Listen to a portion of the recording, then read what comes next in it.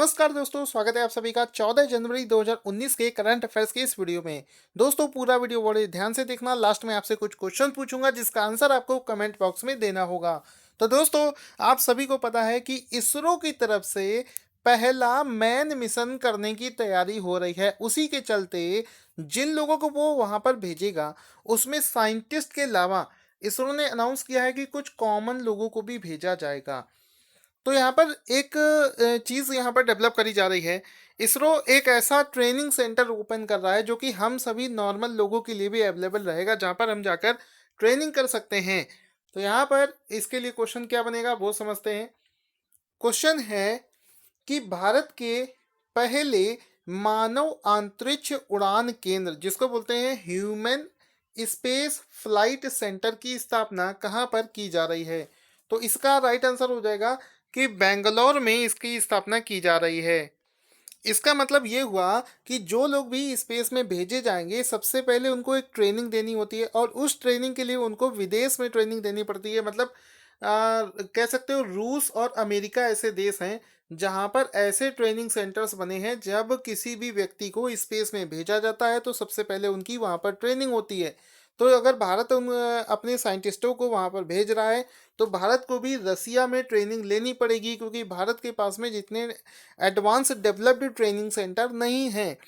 इसी के चलते 9,000 करोड़ रुपए में ये जो पहला मानव अंतरिक्ष उड़ान केंद्र खोला गया है वहां पर भी उन लोगों को ट्रेनिंग दी जाएगी। तो इसको बेंगलोर में ओपन किया गया है। अच्छे से सारी चीजें समझ लेना। अब यहाँ पर आपको कुछ फोटोज दिखा देता हूँ। उसके पहले आप ये जान लो कि भारत की तरफ से जो पहला मैन मिशन होगा उसको दिसंबर 2021 तक लॉन्च करने की घोषणा इसरो ने कल ही की है। तो ये भी एक इम्पॉर्टेंट क्वेश्चन बन सकता है। साथ ही साथ में उस ट्रेनिंग सेंटर की मैं आपको फोटो दिखा सकता हूँ। ये आप फोटो वहाँ पर देख सकते हैं, वहाँ की फोटोज। साथ ही साथ में अब दो चीज़ें यहाँ पर निकल कर आती हैं। दो चीज़ें ये, पहला तो कि भारत जो स्पेस मिशन करेगा जिसमें लोगों को मतलब इंसान को भेजेगा, मैन मिशन करेगा, उसका नाम है गगनयान। तो चूंकि भारत पहली बार ऐसा कर रहा है तो गगनयान मिशन के हेड कौन है, और दूसरा ये जो ट्रेनिंग सेंटर खोला है इसके हेड कौन है। ये दोनों क्वेश्चन एग्जाम में जरूर पूछे जाएंगे। तो सबसे पहले ये जानो, ये जो गगनयान प्रोजेक्ट है जिसको 2021 तक लॉन्च करना है, इसके जो निदेशक हैं वो हैं डॉक्टर आर हटन। नाम याद रखना, अच्छे से एग्जाम में पूछा जा सकता है, ठीक है। इसी के साथ साथ साथ दूसरा क्वेश्चन ये बनेगा कि यहाँ पर जो बेंगलोर में गगनयान मिशन के लिए ट्रेनिंग सेंटर यानी कि उड़ान मानव अंतरिक्ष उड़ान केंद्र स्थापित किया गया है, उसके निदेशक किसे बनाया गया है। तो उसका जो निदेशक बनाया गया है वो बनाया गया है उन्नी कृष्णन नायर को। ठीक है, ध्यान से समझना, उन्नी कृष्णन नारायण को बनाया गया है। तो ऑप्शन बी यहाँ पर बिल्कुल सही हो जाएगा। इसके अलावा सभी लोग ध्यान से मेरी बातों को सुनेंगे। जल्दी से गूगल प्ले स्टोर से टेलीग्राम ऐप को डाउनलोड करके वहाँ पर टारगेट स्टडी IQ सर्च करोगे टेलीग्राम पर, तो टेलीग्राम से ऐड हो जाना। क्योंकि जितनी भी मैगजीन होती हैं, जैसे प्रतियोगिता दर्पण हो गई, माइका मैगजीन हो गई, BSc वालों की मैगजीन हो गई, या फिर दृष्टि पब्लिकेशन की मैगजीन हो गई, सभी मैगजीन मैं वहाँ पर शेयर करता हूँ फ्री ऑफ कॉस्ट। तो जल्दी से वहाँ पर जाकर आप लोग PDF डाउनलोड करना ना भूलें। अगला प्रश्न है, WEF के अनुसार भारत किस वर्ष तक दुनिया का तीसरा सबसे बड़ा उपभोक्ता बन जाएगा। तो यहाँ पर भारत जो है ये सन 2030 तक दुनिया का तीसरा सबसे बड़ा उपभोक्ता बन जाएगा। ठीक है, यहाँ पर एक टर्म यूज हुआ है WEF। इसका फुल फॉर्म होता है world economic forum. World economic forum का मुख्यालय कहाँ पर स्थित है, बिना गूगल के लिए कमेंट करके जरूर बताना। साथ ही साथ में चूंकि भारत यहाँ पर तीसरे नंबर पर बन जाएगा 2030 तक दुनिया का सबसे बड़ा तीसरा सबसे बड़ा उपभोक्ता, पहले और दूसरे नंबर पर कौन है ये भी जान लेते हैं। तो यहाँ पर WEF का फोटो दिखा देता हूँ। उसके बाद में पहले और दूसरे नंबर पर है अमेरिका और चाइना, उसके बाद में भारत का नाम भी आ जाएगा, ऐसा WEF में एक रिपोर्ट में कहा है। अच्छा, जिस रिपोर्ट में ये सारी चीजें आई हैं उस रिपोर्ट का नाम क्या है। तो उस रिपोर्ट का नाम है future of consumption in fast growth consumer market India. ये उस रिपोर्ट का नाम है जिसमें ये सारी चीजें निकल कर आई हैं। अगले क्वेश्चन की तरफ चलते हैं। हाल ही में एक बुक लॉन्च करी गई है और उस बुक का नाम क्या है? शरणार्थी लड़कियों पर एक बुक लॉन्च करी गई जिसका नाम वी आर डिसप्लेस्ड। इस पुस्तक का लेखक कौन है? तो यहाँ पर ये जो लड़कियों के लिए बुक लिखी गई है, शरणार्थी लड़कियों के लिए, इस बुक की लेखक का नाम है मलाला यूसुफजई। मलाला यूसुफजई ने इस बुक को लिखा है और इस बुक का कवर फोटो भी आपको दिखा देता हूँ। मलाला यूसुफजई जिन्होंने इस बुक को लिखा है। बुक का नाम एक बार फिर से समझ लेना, वी आर डिसप्लेस्ड, जिसमें उन्होंने ऐसी लड़कियों के बारे में लिखा है जो कि दुनिया भर में शरणार्थियों की तरह अपना जीवन बिता रही हैं और उन्होंने खुद के अनुभव को यहाँ पर भी शेयर किया है। अगला क्वेश्चन है, ये वाला क्वेश्चन हम लोग कर चुके हैं, तो चलते हैं सीधे अगले क्वेश्चन की तरफ। ठीक है, यहाँ पर प्रश्न है कि भारत के किस राज्य में अमा घरे एलईडी योजना शुरू करी गई है? तो ये जो अमा घरे एलईडी योजना है, इसको उड़ीसा राज्य में शुरू किया गया है। अमा मतलब हुआ हमारे घर में एलईडी। ठीक है, एलईडी आपको भी पता होगा एलईडी का इतिहास। पहले हम लोग वो पीला येलो कलर का बल्ब जलाते थे जो कि बिजली बहुत खर्चा करता था। ठीक है, ये वाला बल्ब हम लोग जलाते थे, बिजली की बहुत खपत होती थी। मोदी सरकार आने के बाद में ये डिसीजन लिया गया था कि जो ये एलईडी बल्ब है ये सस्ते दामों पर बनाए जाए। तब ये सस्ते दामों पर जब ये एलईडी बल्ब मिलना शुरू हो गए थे तो वो जो येलो कलर का बल्ब था उसको रिप्लेस करके इसको लगाया था, सो दैट एनर्जी को बचाया जा सके। तो इसी तरीके से उड़ीसा में योजना चलाई गई है जिसमें क्या किया जाएगा कि लगभग 95 लाख परिवारों को 4 एलईडी के बल्ब निःशुल्क प्रदान किए जाएंगे। तो देखो यहाँ पर फोटो भी दिखा दिया है, 1 2 3 4, 4 एलईडी बल्ब जो है उड़ीसा में 95 लाख परिवारों को दिए जाएंगे। यहाँ पर आपको फोटो भी दिखा देते हैं, अमा घरे एलईडी लाइट, ये इस योजना का नाम है।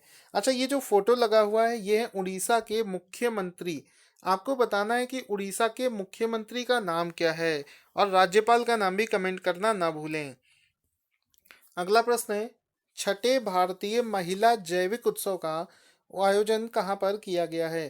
तो ये जो छठवां नंबर का महिला जैविक उत्सव है इसको चंडीगढ़ में ऑर्गेनाइज किया गया है। एक बार फिर से समझ लेना, छठे नंबर का जो भारतीय महिला जैविक उत्सव है इसको चंडीगढ़ में ऑर्गेनाइज किया गया है। ऑप्शन सी यहाँ पर बिल्कुल सही हो जाएगा। आप इसका फोटो देख सकते हैं, मेनका गांधी जी इस इवेंट पर पहुंची थी। ये देखो जैविक प्रोडक्ट हैं ये यहाँ पर जो देख रहे हैं आप। तो इस बार ये जो महोत्सव है इसमें जैविक खाद स्टॉल लगाए गए थे जो कि महिला किसानों ने लगाए थे। आगे चलते हैं, राष्ट्रपति रामनाथ कोविंद ने किस देश के सेना प्रमुख को भारतीय सेना के जनरल रैंक के मानद पद से सम्मानित किया है? तो यहाँ पर रामनाथ कोविंद ने नेपाल देश के, ऑप्शन ए यहाँ पर बिल्कुल सही हो जाएगा, नेपाल देश की कह सकते हो जनरल को भारतीय सेना के जनरल रैंक से मानद से उन्हें सम्मानित किया है। इसका फोटो भी आपको दिखा देते हैं। नेपाल के जो मंत्री हैं, सॉरी नेपाल के जो सेना प्रमुख हैं उनको यहाँ पर मानद की उपाधि दी गई है। तो ऑप्शन ए यहाँ पर बिल्कुल सही हो जाएगा। यहाँ पर आपको और चीज़ें बता देते हैं। यहाँ पर नेपाल की ये जो जनरल हैं इनका नाम भी पूछा जा सकता है, तो इनका नाम है पूर्णचंद थापा, जिनको ये मानद की उपाधि दी गई है क्योंकि इन्होंने बहुत सालों तक भारत के साथ में मैत्रीपूर्ण समझौते को बनाए रखा था और भारत के साथ में मित्रता का व्यवहार आगे बढ़ाया था, जिसके कार्य को सम्मानित करने के लिए ये अवार्ड दिया गया था। भारत और किस देश के बीच 2+2 अंतर स्तरीय बैठक नई दिल्ली में आयोजित हुई है? तो यहाँ पर अभी जो जनवरी में 2+2 वार्ता हुआ है ये भारत और अमेरिका के बीच में हुआ है। एक्चुअल में अमेरिका ने अभी बीच में कुछ देशों पर प्रतिबंध लगा दिए थे, उनमें से भारत भी था जिस पर कुछ प्रतिबंध लगाए गए थे। तो भारत को उन्हीं सब चीज़ों पर यहाँ पर डिस्कशन होना था कि कौन कौन से प्रतिबंध किस तरीके से भारत पर लगे हैं और उससे भारत के व्यापार पर जो इफेक्ट पड़ रहा है उसके बारे में डिस्कशन को लेकर भारत और अमेरिका के बीच में ये 2+2 डायलॉग ऑर्गेनाइज किया गया था। आगे चलते हैं, गोल्फ में जूनियर विश्व कप का खिताब जीतने वाले सबसे कम उम्र के भारतीय कौन बने हैं? तो यहाँ पर जूनियर विश्व कप जीतने वाले कार्तिक सिंह सबसे कम उम्र के खिलाड़ी बने हैं। तो यहाँ पर आपको कार्तिक सिंह का फोटो भी दिखा देते हैं। ये आप इनका फोटो देख सकते हैं, कितनी कम एज में ये जूनियर गोल्फ के यहाँ पर खिताब, विश्व खिताब ये जीत कर आए हैं। इसके पहले आपको बता दें इनकी एज सिर्फ और 8 वर्ष है, और ये गुड़गांव के जो डीएलएफ गोल्फ क्लब है उसके सदस्य भी हैं। वहाँ पर इन्होंने ट्रेनिंग ली थी, जिसके बाद में ये इन्होंने मलेशिया में जो यूएस किड्स गोल्फ आयोजित किया गया था उसमें उन्होंने वर्ल्ड चैंपियनशिप में खिताब जीता है। अगला प्रश्न है, वनडे में 10,000 रन के आंकड़े तक पहुंचने वाले पांचवें भारतीय कौन बने हैं? तो यहाँ पर पांचवें भारतीय बने हैं महेंद्र सिंह धोनी, सबके चहेते महेंद्र सिंह धोनी, जो कि पांचवें ऐसे खिलाड़ी बने हैं जो कि 10,000 रन के आंकड़े को पार कर पाए हैं। तो बहुत सारे लोग ऐसे होंगे जो विराट कोहली, महेंद्र सिंह धोनी इन सब के फैन भी होंगे। अभी रिसेंट में एक डिस्प्यूट भी चल रहा है जिसमें हार्दिक पांड्या और केएल राहुल ने एक विवादित बयान दिया था। उसके बाद में लोग एग्जाम्पल दे रहे हैं कि आप राहुल द्रविड़ से सीखिए, सचिन तेंदुलकर से सीखिए, या फिर महेंद्र सिंह धोनी से देखिए जिनका नेचर इतना डिसेंट होता है। तो यहाँ पर आप लोग भी अपनी राय दीजिएगा कि उन लोगों ने जो स्टेटमेंट दिया था वो आपको कैसा लगा। ये सब तो थे आज के क्वेश्चन। शुरू करेंगे करंट अफेयर्स का रिवीजन क्विज। तो करंट अफेयर्स 2019 का आज का सबसे पहला क्वेश्चन है, राष्ट्रीय युवा दिवस किस दिन मनाया जाता है? आज का दूसरा प्रश्न है, हाल ही में किसने नेशनल स्टॉक एक्सचेंज के अध्यक्ष के पद से इस्तीफा दे दिया है? आज का अगला प्रश्न है, अभी जो ईआईयू की तरफ से डेमोक्रेसी इंडेक्स जारी किया गया है उसमें भारत कौन से स्थान पर है, ये आपको कमेंट करके बताना है।